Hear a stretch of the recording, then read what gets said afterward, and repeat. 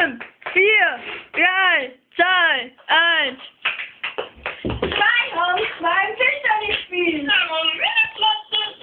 Das ist bei mir.